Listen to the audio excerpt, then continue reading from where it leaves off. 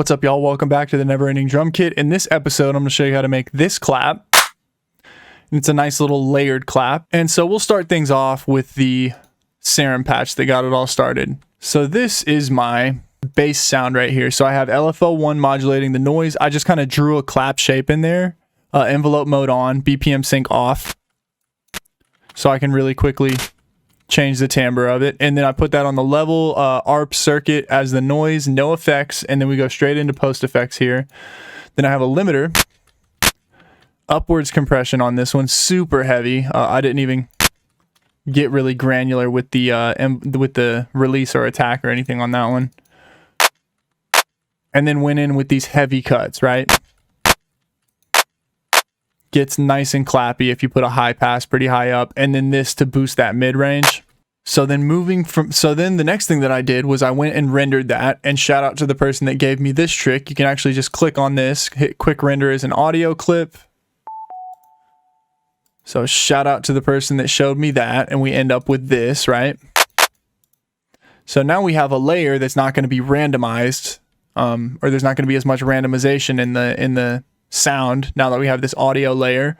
So then I sent pattern 1 into a channel that I don't have any mixer effects on.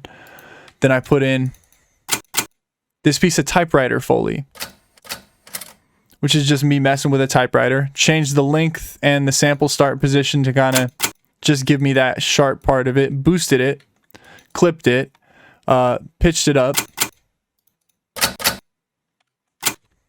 right? And then went in and started with some effects. So we have Pro Q3 cutting the lows out and just kind of taming those highs. Then frequency shifter going way up. Then my last, and that's kind of supposed to be like a little metallic layer. Then my last layer is just a shitty clap, right? That's a little bit too loud, too full, not sharp enough. It's not punchy enough to be a clap on its own in a track, but it does work well as a layer. It's not sharp enough either, too. That's the funny thing, is the first batch of 1,000 claps that I made were all just like, they were noisy and not that usable, I would say. But now I use the shit out of them as layers. So then I sent this after trimming the length down, right? And cutting the volume out a little bit on it into a snap heap. Oh, and I also killed the volume here a little bit.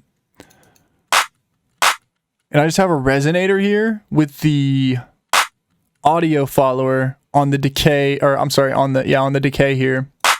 Which, like, if I boost this more, you can see it almost turns it into like a rhythm sound. It's on E1 as you can see there. So that's all I did to that. Shout out to the person who gave me this trick too. A lot of tricks used in this one. It almost tightens it up in a weird way, yeah. So then I sent all of those into this channel insert 11. So I'll turn all these back on. And what is 11? It's first and foremost a number. But what else is 11? It's a bus. A reverb bus, right? So I just went in here and again used a shitty clap as my convolution source, turned the wetness pretty high up, turned the width to 0 so it's not adding any width,